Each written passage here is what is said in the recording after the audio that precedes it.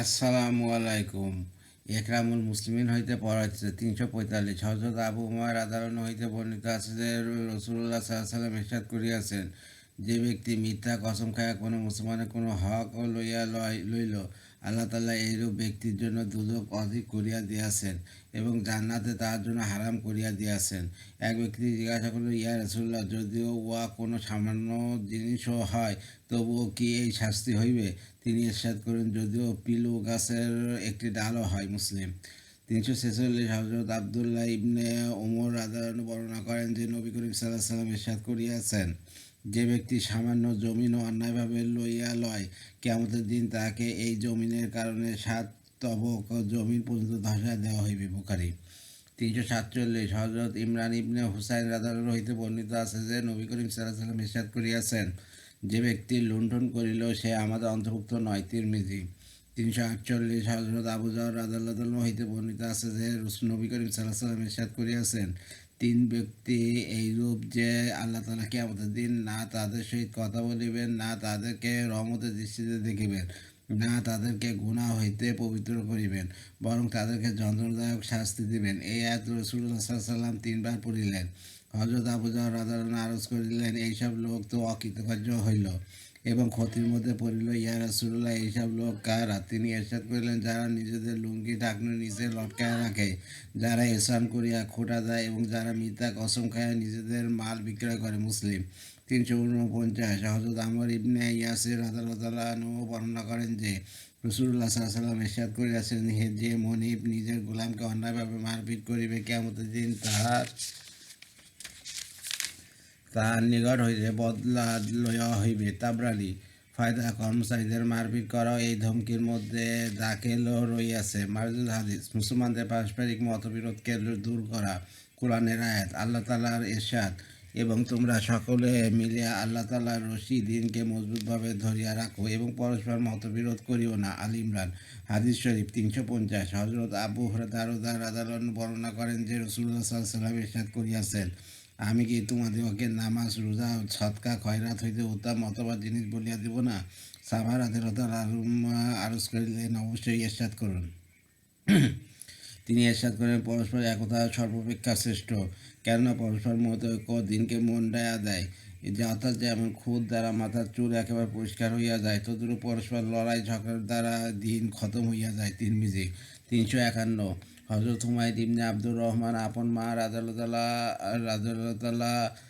আনহার হইতে বর্ণনা করেন যে নবী করিম সাল্লাল্লাহু আলাইহি ওয়াসাল্লাম ইরশাদ করিয়াছেন, যে ব্যক্তি সন্ধি করিবার জন্য এক পক্ষ হইতে অপর পক্ষকে বানর কথা পোষায়, সে মিথ্যা বলে নাই, বরং অর্থাৎ তার মিথ্যা বলার গুনাহ হইবে না। আবু দাউদ 352। হযরত আব্দুল্লাহ ইবনে ওমর রাদিয়াল্লাহু আনহু হইতে বর্ণিত আছে যে নবী করিম সাল্লাল্লাহু আলাইহি ওয়াসাল্লাম ইরশাদ করিয়াছেন, ওই মহান সত্তার কসম, যার হাতে আমার জান, পরস্পর একে অপরকে মহব্বতকারী দুই মুসলমানের মধ্যে বিচ্ছেদ সৃষ্টিকারীর কারণ ইয়া ছাড়া আর কিছু হয় না যে তাদের মধ্য হইতে কেউ কোনো গুনাহ করিয়া বসে। 353। হযরত আবু আইয়ুব আনসারী রাদিয়াল্লাহু হইতে বর্ণিত আছে যে রাসূলুল্লাহ সাল্লাল্লাহু আলাইহি ওয়াসাল্লাম ইরশাদ করিয়াছেন, মুসলমানদের জন্য জায়েজ নয় যে আপন মুসলমান ভাইকে 3 রাতের বেশি সম্পর্ক ছিন্ন করিয়া ছাড়িয়া রাখায়। এইভাবে যে উভয়ের যখন সাক্ষাৎ হয় তখন একজন এইদিকে মুখ ফিরিয়া লয়, আবার অপরজন ওইদিকে মুখ ফিরিয়া লয়। এই দুইজনের মধ্যে উত্তম হইল সে যে মিলমিশ করিবার জন্য প্রথমে সালাম করে। মুসলিম 354। হযরত আবু হুরায়রা রাদিয়াল্লাহু আনহু বর্ণনা করেন যে রাসূলুল্লাহ সাল্লাল্লাহু আলাইহি ওয়াসাল্লাম ইরশাদ করিয়াছেন, কোনো মুসলমানের জন্য জায়েজ নয় যে আপন মুসলমান ভাইয়ের সঙ্গে 3 দিনের বেশি সম্পর্ক ছিন্ন করিয়া রাখে।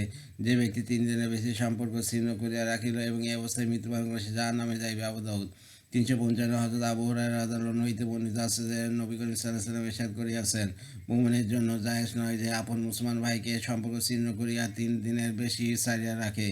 অতএব যদি 3 দিন অতিবাহিত হইয়া যায়, তবে আপন ভাইয়ের সহিত সাক্ষাৎ করিয়া সালাম করিয়া লওয়া চাই। যদি সে সালামের জবাব দিয়া দিল, সে সওয়াবের মধ্যে উভয় শরিক হইয়া গেল, আর যদি সে সালামের জবাব না দিল, তবে সে গুনাহগার হইল, আর সালামকারী সম্পর্ক ছিন্নতার গুনাহ হইতে বাহির হইয়া গেল। আবু দাউদ 356 হযরত আয়েশা রাদিয়াল্লাহু আনহা হইতে বর্ণিত আছে যে রাসূলুল্লাহ সাল্লাল্লাহু আলাইহি ওয়াসাল্লাম ইরশাদ করিয়াছেন, কোন মুসলমানের জন্য জায়েজ নাই যে আপন মুসলমান ভাইয়ের সঙ্গে সম্পর্ক ছিন্ন করিয়া তাকে 3 দিনের বেশি ছাড়িয়া রাখিবে। অতএব যখন তাহার সহিত সাক্ষাৎ হয় তখন 3 বার তাকে সালাম করিবে। আর যদি সে একবারও সালামের জবাব না দেয় তবে সে সালামকারীর 3 দিন সম্পর্ক ছিন্ন করা গুনাহ ও সালামের জবাব না দেনওয়ালা জিম্মায় হইয়া গেল। আবু দাউদ। 357 হযরত হিশাম ইবনে আমের রাদিয়াল্লাহু আনহু বর্ণনা করেন যে আমি রাসূলুল্লাহ সাল্লাল্লাহু আলাইহি ওয়াসাল্লামকে ইরশাদ করিতে শুনিয়াছি, কোন মুসলমানের জন্য জায়েজ নাই যে আপন মুসলমান ভাইয়ের সঙ্গে 3 দিনের বেশি সম্পর্ক ছিন্ন রাখিবে। যতক্ষণ পর্যন্ত তাহারা এই বিচ্ছিন্ন অবস্থার উপর কায়েম থাকিবে ততক্ষণ পর্যন্ত তাহারা হক ও সত্য হইতে দূরে সরিয়া থাকিবে। এই দুইজনের মধ্য হইতে যে সন্ধি করিবার জন্য প্রথম অগ্রসর হইবে তার এই অগ্রসর হওয়া তার বিচ্ছিন্নতার গুনাহের জন্য কাফারা হইয়া যাইবে।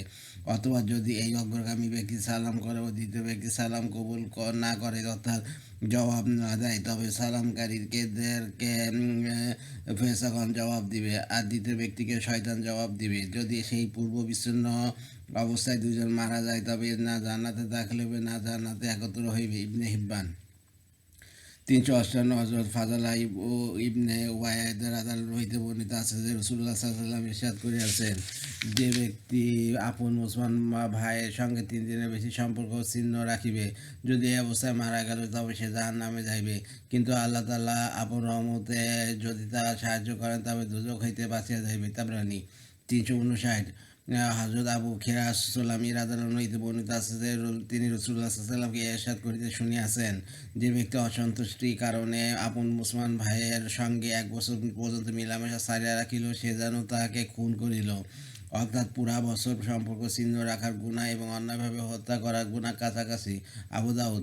360 হযরত আবু জাবের রাদিয়াল্লাহু আনহু বলেন, আমি নবী করিম সাল্লাল্লাহু আলাইহি ওয়াসাল্লামকে ইরশাদ করিতে শুনিয়াছি, শয়তান এই বিষয় হইতে তো নিরাশ হইয়া গিয়াছে যে আরব দ্বীপে মুসলমানগণ তাহার পূজা করিবে, অর্থাৎ কুফর ও শিরকে লিপ্ত হইবে, কিন্তু তাহাদের মাঝে ফিতনা ও ফাসাদ ছড়ানো এবং তাদেরকে পরস্পর উস্কানি দানের ব্যাপারে নিরাশ হয় নাই। মুসলিম।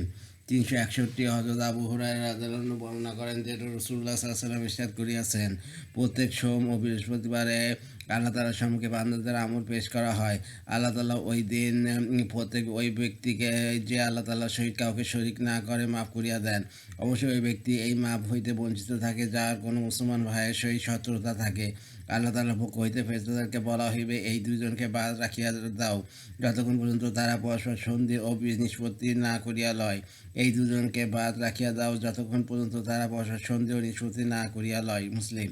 362 হযরত মুআয ইবনে জাবাল রাদিয়াল্লাহু আনহু হইতে বর্ণিত আছে যে নবী করিম সাল্লাল্লাহু আলাইহি ওয়াসাল্লাম ইরশাদ করিয়াছেন, 15 শাবানের রাত্রে আল্লাহ তাআলা সমস্ত মাখলুকের দিকে মনোযোগ দেন এবং সমস্ত মাখলুকের মাগফিরাত করেন, কিন্তু 2 ব্যক্তির মাগফিরাত হয় না, 1 শিরককারী, 2 ওই ব্যক্তি যে কারোর সহিত হিংসা রাখে। 363 হযরত জাবের রাদিয়াল্লাহু আনহু হইতে বর্ণিত আছে যে রাসূলুল্লাহ সাল্লাল্লাহু আলাইহি ওয়াসাল্লাম ইরশাদ করিয়াছেন, সোম ও বৃহস্পতিবার দিন আল্লাহ তাআলার দরবারে বান্দাদের আমল পেশ করা হয়, ক্ষমাপ্রার্থীদেরকে ক্ষমা করা হয়, তওবাকারীদেরকে তওবা কবুল করা হয়, কিন্তু হিংসুকদেরকে তাদের হিংসার কারণে বাদ দিয়া রাখা হয়, অর্থাৎ তাদের ইস্তেগফার কবুল হয় না যতক্ষণ পর্যন্ত তারা এই হিংসা হইতে তওবা না করিয়া লয়। তাবরানী তারগিব। 364 হযরত আবু মুসা রাদিয়াল্লাহু আনহু হইতে বর্ণিত আছে যে নবী করিম সাল্লাল্লাহু আলাইহি ওয়াসাল্লাম ইরশাদ করিয়াছেন, এক মুসলমানের অন্য মুসলমানের সহিত সম্পর্ক একটি ইমারতের মতো, যার এক অংশ অন্য অংশকে মজবুত করে।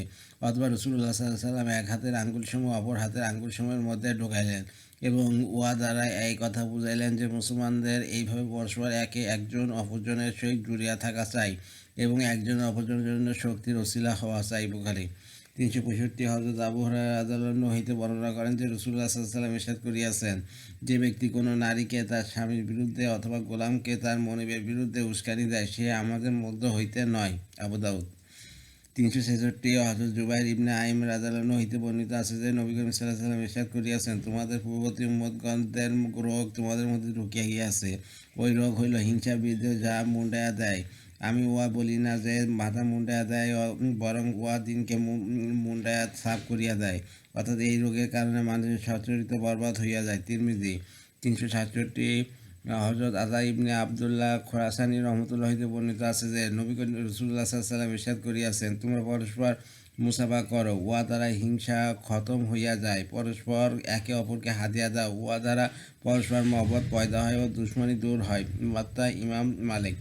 মুসলমানদের আর্থিক সহায়তা। কোরআনের আয়াত, আল্লাহ তাআলার ইরশাদ, যে সমস্ত লোকজন নিজেদের মাল আল্লাহর রাস্তায় খরচ করে, তাদের মালের উদাহরণ হইল ওই দানার মতো, যা হইতে 7টি শীষে উৎপন্ন হয়, আর প্রত্যেকটি শীষে 100টি করিয়া দানা রহিয়াছে।